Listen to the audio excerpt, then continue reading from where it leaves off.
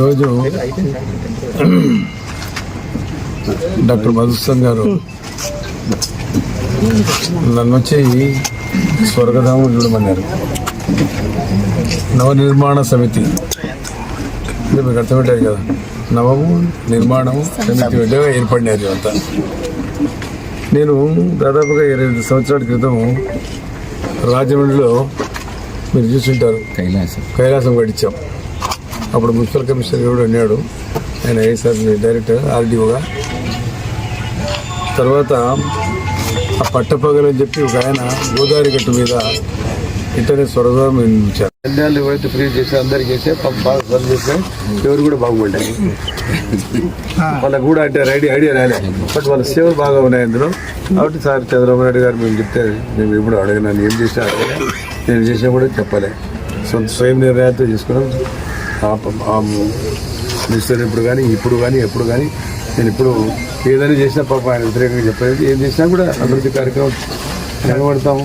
కాబట్టి దీన్ని అభివృద్ధి చేయాలా, దీనికి కొంతవరకు ఏం చేయాలో మీరు చెప్తే కమిషనర్ గారితో కాకుండా ఇతర పాయింట్స్ కూడా మాట్లాడి చేద్దాం. రాజారాం అటువంటి పెద్దలు పెట్టుకొని ఏమడుతారు.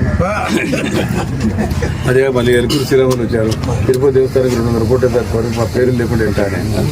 ముఖ్యమంత్రి గారికి ఫస్ట్ అయితే ఇచ్చారు సార్, ఆ దేవాలయానికి పాపం ఇచ్చారు, 200 కోట్లు ఎక్కువ వాళ్ళ పేరు ఉండాలి, వాళ్ళ కోట్లు ఉండాలని రాసి తిరుపతి దేవస్థానం బోర్డు నేను తీసుకున్న పని అది గవర్నమెంట్ తీసుకుంటే బాగుంటుంది అని చెప్పి బోర్డు పంపించారు. బోర్డు ఇంకా రాలే, వస్తే వాళ్ళ పేరు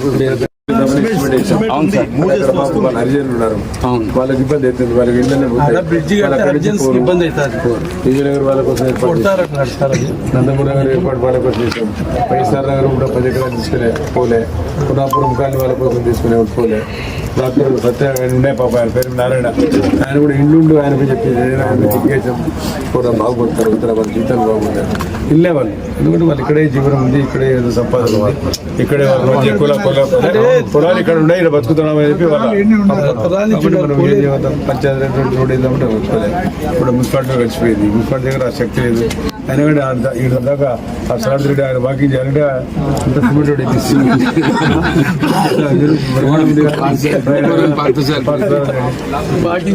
అందుకే ఇది డెవలప్ చేస్తే అది డెమాలిష్ చేయొద్దు.